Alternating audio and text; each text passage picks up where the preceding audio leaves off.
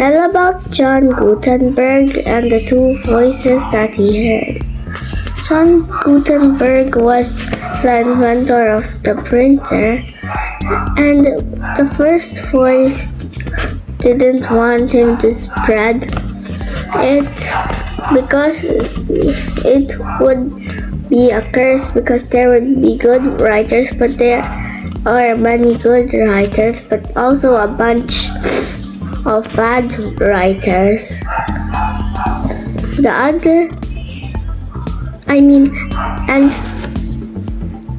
And the bad writers would be spreading bad things. The other one said that it would be a blessing because the good writers might end up overwhelming the bad writers, making their books not read much. Well, I kind of remember that they rode on magnificent litters, Elizabeth and her family, kind of. Mind, before that, she had sent a knight to check if her sister Mary was really dead, in case it was a trap to take her and then put her in prison. And her sister Mary died right before the knight arrived or something. And I also remembered that she got a flower from a person because it was kind of all she had to give.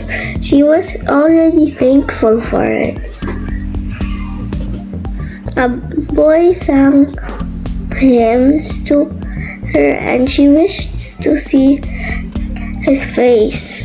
There was a parade with a man with a scythe playing as time, leading his daughter on, which was truth.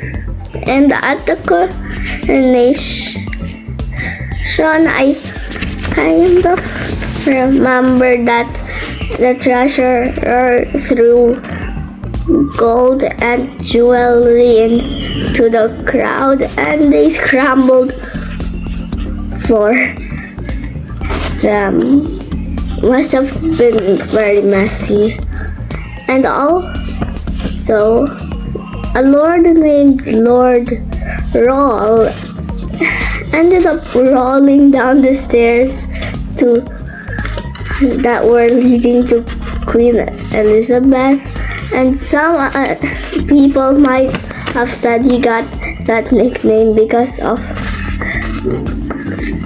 that trick or accident. It was her kindness, and here's an example of her kindness. She was taking a meal to a sick friend, but she saw an old sick lady.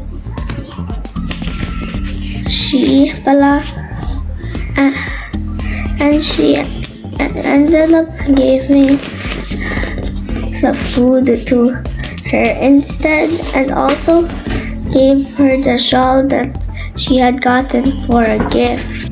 She didn't mind getting another meal for her friend, and she thought the old woman, or just the woman, needed the shawl more than her. You might also count this as generosity. And also her bravery. She's often shown when drawn arm made in a picture, holding a ball, kind of like a knife with a long tip, maybe half sword, half knife, and I think it might have kind of been curved. And she would also usually be on a horse, I think. Proteus was like the richest man at that time, so a way to call someone who was very rich was to call him as rich as Proteus.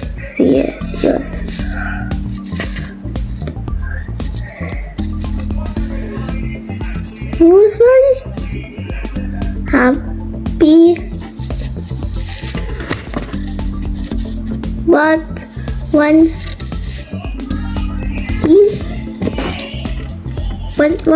Solomon was his visitor, he asked Solomon who was the happiest man he had found. And it was not him, not even the second or the third. He asked why, and Solon said it was because you could never know you could never be sure until that person was dead, because you never knew what could happen. Even though you're happy at this time, you don't know if you'll grow sad tomorrow or years after. And his kingdom was captured by Cyrus, and some savage people kind of wanted to burn him, and he cried, "Oh, Solon, Solon, Solon." Cyrus asked him why he was saying Solon, and he told him what Solon had said to him. Cyrus was kind of worried that would happen to him too, even though he had captured many other countries and ended up just letting Croesus go. I think they might have ended up becoming friends after that.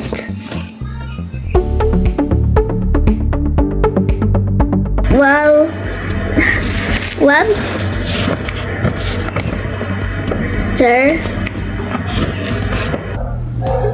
or Daniel and his brother Ezekiel